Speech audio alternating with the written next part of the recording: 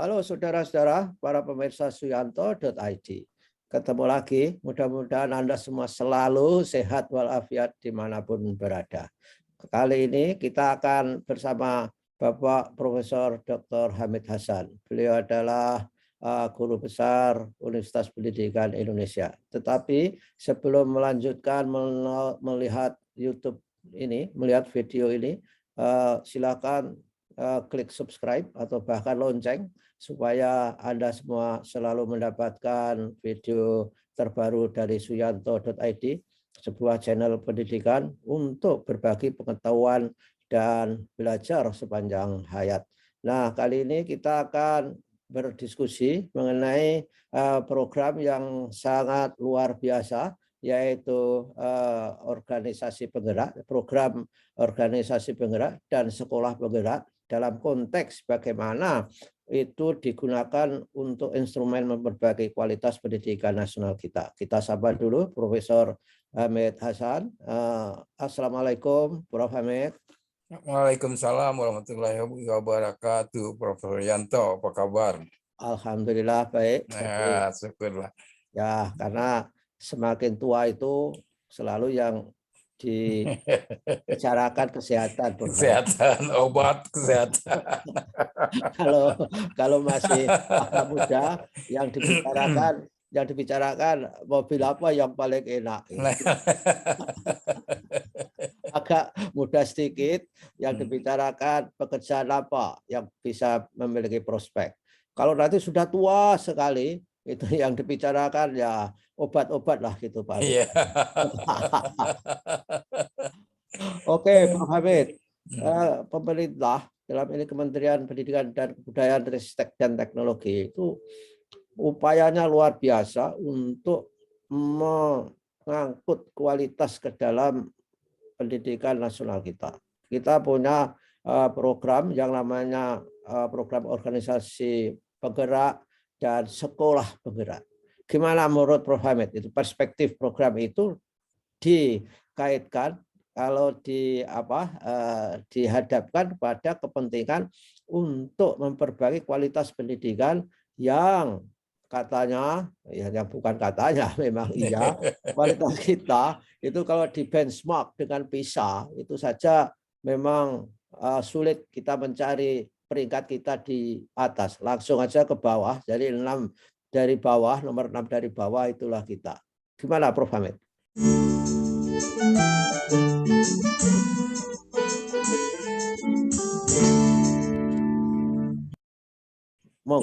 Iya, terima kasih Prof. Yanto. Ya, saya sapa juga para pendengar, para pelihat ya. Assalamualaikum, sampai jumpa lagi. Ini pertanyaan Prof. Yanto itu sangat mengkritik karena itu adalah persoalan yang kita hadapi pada saat sekarang.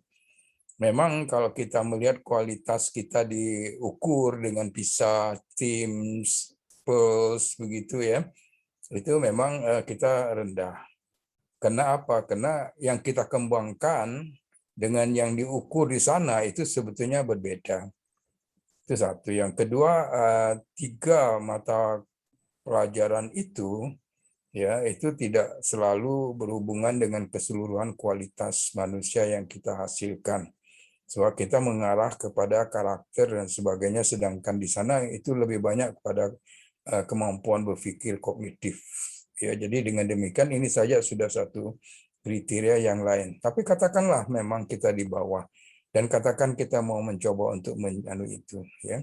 Nah, untuk itu memang kita salut kepada usaha pemerintah untuk mengembangkan kualitas, dan saya kira itu adalah upaya pendidikan yang terus-menerus, perennial, tidak hanya ini saja. Setiap saat kita harus mengembangkan kualitas pendidikan itu meningkat lagi, karena kita tidak punya plafon di atas itu. Sampai mana? Jadi dengan demikian kita perkembangan masyarakat menghendaki kualitas-kualitas yang baru, sehingga dengan demikian itu ada. Tetapi apakah itu memerlukan satu organisasi tersendiri? Ini yang masalah. Ya, sebab organisasi tersendiri dengan permen tersendiri, keberadaannya tersendiri, itu sifatnya tidak menetap. ya, tidak ad hoc, Pak. Ad hoc. ya tidak menetap ad hoc saja. Nah, ketika pemerintahan sudah berakhir karena ada masa pemerintahan berkuasa dan itu tidak bisa diperpanjang dan sebagainya. Nah, ini organisasinya juga akan ada sementara kementerian kita itu sendiri sudah memiliki suatu struktur organisasi yang bukan main. Iya. Artinya yang cukup dan mampu untuk melakukan peningkatan kualitas ditambah dengan apa yang ada di pemerintah daerah, baik tingkat provinsi, tingkat kabupaten ataupun kota. Mereka punya dinas-dinas pendidikan, walaupun ini bukan struktur langsung dari kementerian, tapi selama ini selalu bekerja sama.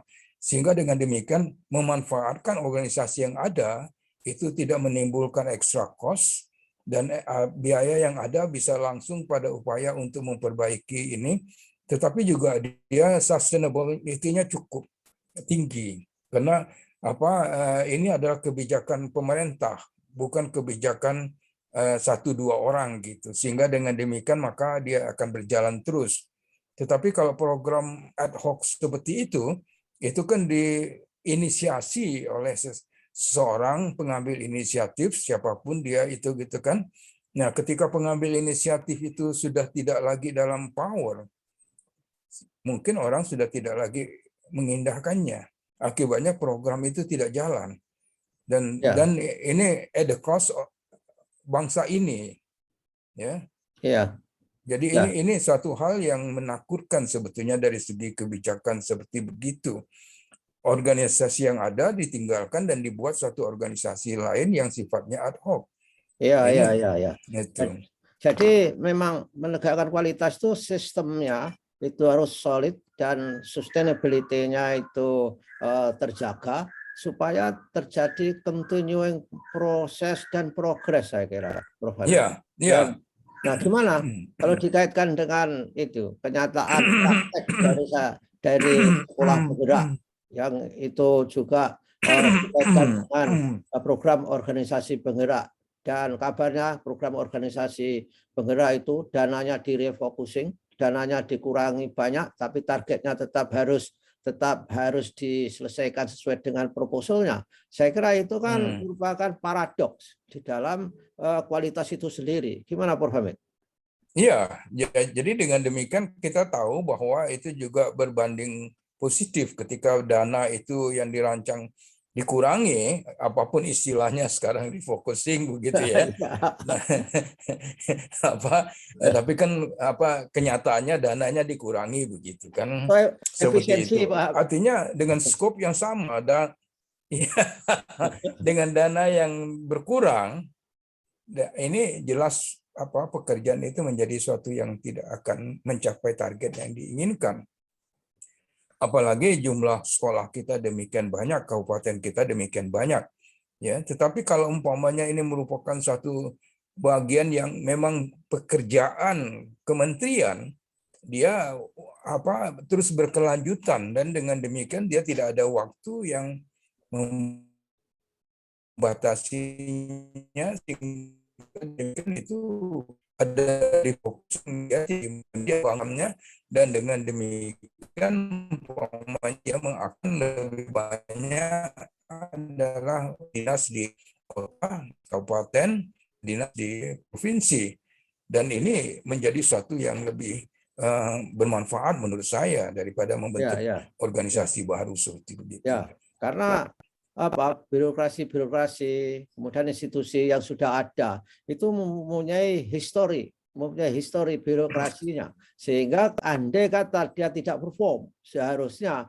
itu yang harus dibenahi, bukan berarti harus membuat yang lain sehingga sifatnya hanya ad hoc semata. Ini memang dalam keadaan bahaya kualitas kita ketika mempertaruhkan terhadap trigger-trigger yang diharapkan dari best practice, dari program organisasi penggerak, dari sekolah penggerak, karena program organisasi penggerak itu dilakukan oleh sebuah institusi yayasan yang mempunyai praktek pendidikan selama ini dan akan dicari best practice dari banyak organisasi yang ikut dalam program itu.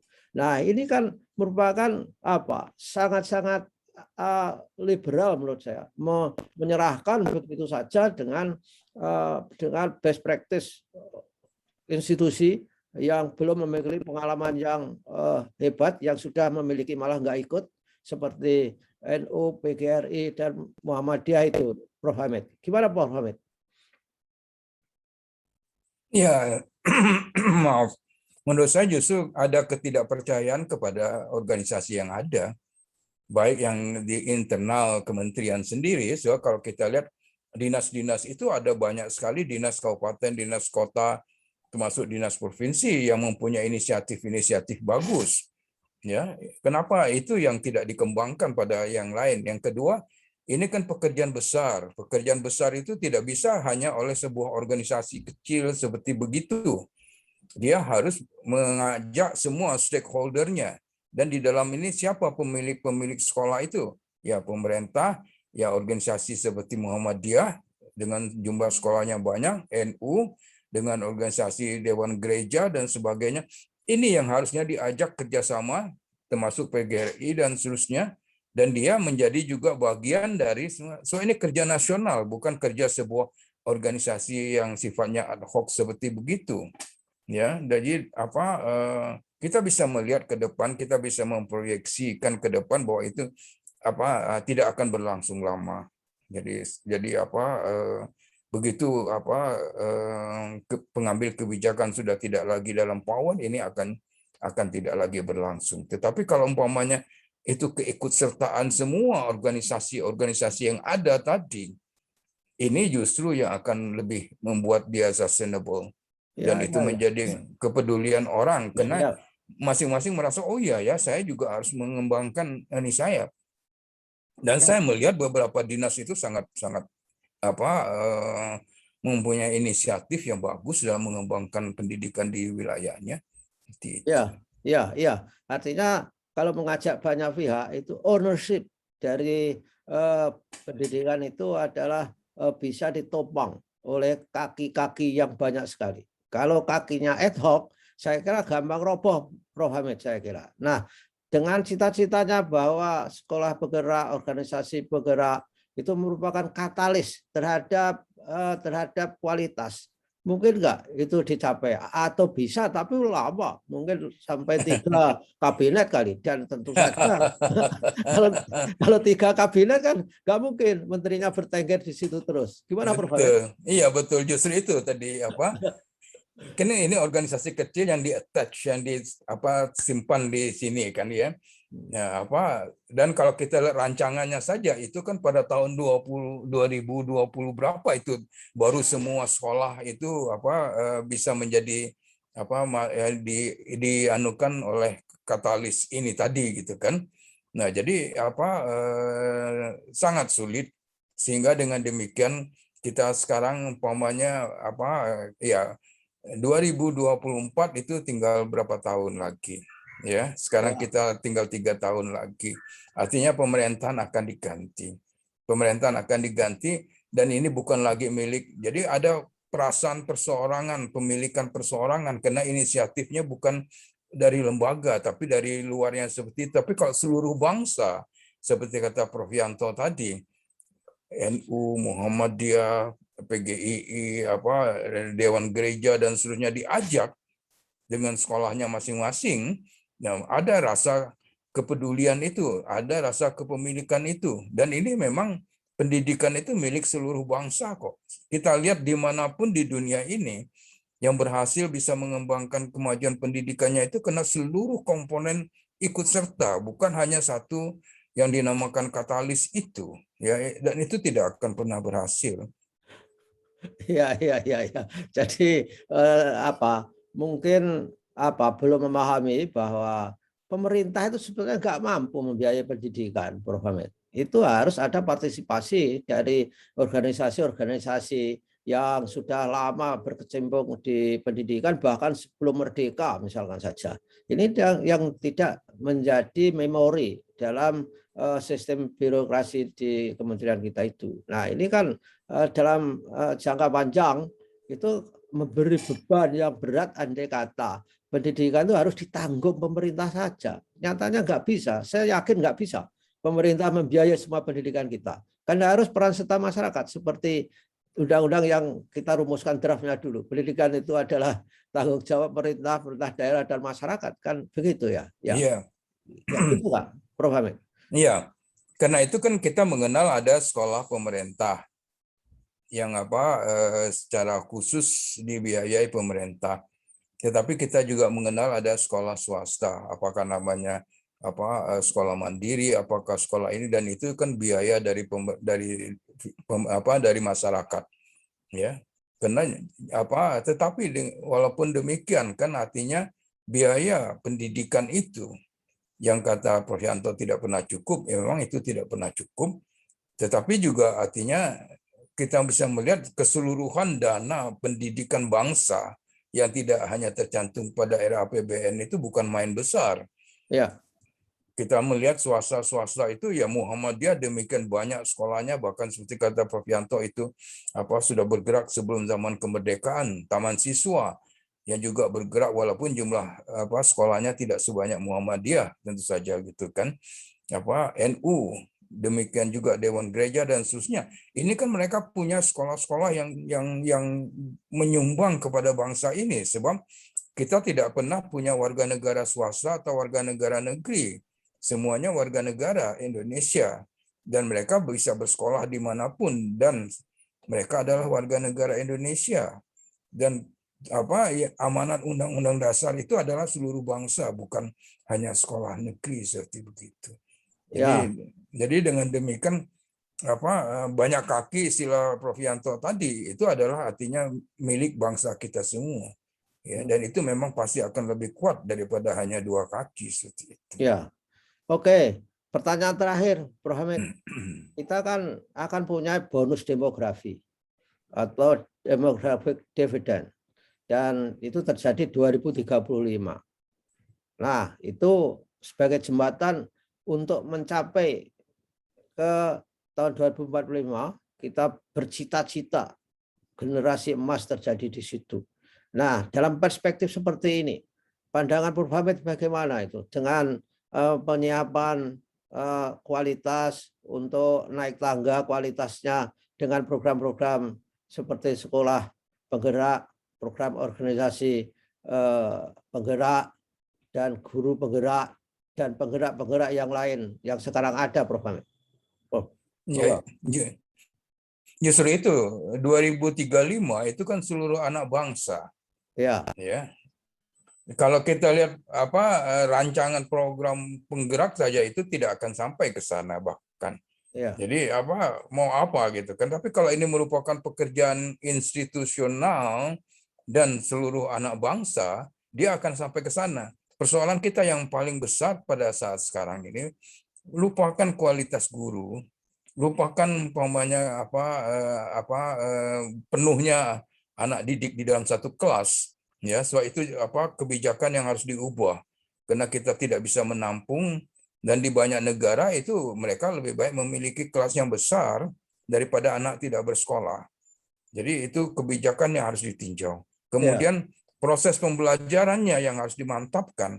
Nah, disinilah pelatihan guru bekerja sama dengan LPTK, bekerja sama dengan dinas, melatih guru yang sudah ada untuk bisa dengan suatu pembelajaran yang lebih mengaktifkan siswa dan lebih mempunyai dampak pada siswa, dan juga artinya dengan pelatihan-pelatihan yang ada. Maka itu rutin. Sebab saya punya pengalaman ketika saya membantu kabupaten, itu kita setiap tahun melatih gurunya. Jadi tidak hanya satu kali jadi. Sebab kemampuan guru itu adalah kemampuan yang bersifatnya developmental. Bukan hanya satu. Skill itu tidak hanya sekali jadi, tapi dia berkembang terus. Nah, ini yang harusnya kerahkan untuk ke sana. Dan kita punya LPTK demikian banyak, hampir di setiap provinsi ada LPTK. Mengapa tidak dimanfaatkan itu? Kita punya dinas. dan gabung itu merupakan satu bagian untuk mengembangkan pembelajarannya lebih baik lagi dari yang sekarang. Saya yakin itu akan mencapai kualitas pendidikan yang lebih baik. Sekarang LPTK ditinggalkan, organisasi-organisasi yang punya sekolah ditinggalkan. Itu bukan suatu tindakan yang bagus. Tidak. Ya, karena mungkin beda mindset, Prof. Hamid. Organisasi itu kan miliknya orang-orang baby boomer. Jadi sekarang era milenial harus beda. Ini kan seperti kata teman saya, seorang profesor dari ITB. Masa sekarang itu kok kenapa orang mengagung-agungkan teknologi? Dia orang teknologi. Ya. Padahal pendidikan itu manusia. Ini yang lebih penting daripada teknologinya. Ya, ini kan juga sekarang begitu. Ya, seolah-olah organisasi penggerak ini yang lebih penting. Padahal ini adalah milik semua bangsa, seperti begitu. Ya. Dan organisasi seperti itu kan hanya perifer, itu hanya di lingkungan luar dari sistem dan harusnya diintegrasikan dengan semua organisasi yang lain. Nah, itulah saudara-saudara, para pendengar Suyanto.id, diskusi kita dengan Profesor Hamid kelihatannya agak pesimis dikit, pakai dikit bahwa segala macam penggerak itu bisa mengantarkan bangsa Indonesia menuju generasi emas. Karena dilihat dari ad hoc-nya itu persoalannya, nggak ada kontinuitas. Kita tidak bisa menjamin bahwa ketika ganti presiden itu akan ganti menteri, dan ketika ganti menteri itu juga tidak yakin atau bahkan yakin program-program seperti itu tidak akan dilanjutkan, ditinggalkan. Ya, sehingga tidak ada sustainabilitasnya. Terima kasih Prof. Hamid atas kebersamaannya dengan Suyanto.id. Mudah-mudahan kita ketemu lagi di lain kesempatan, selalu berbagi pengetahuan untuk merangsang kita semua belajar sepanjang hayat di Suyanto.id. Terima kasih. Terima kasih juga Prof. Suyanto. Ya. Dan terima kasih juga para pendengar Suyanto.id, dan mudah-mudahan kita berbagi lagi pada kesempatan yang lain. Assalamualaikum warahmatullahi wabarakatuh. Waalaikumsalam. Amin.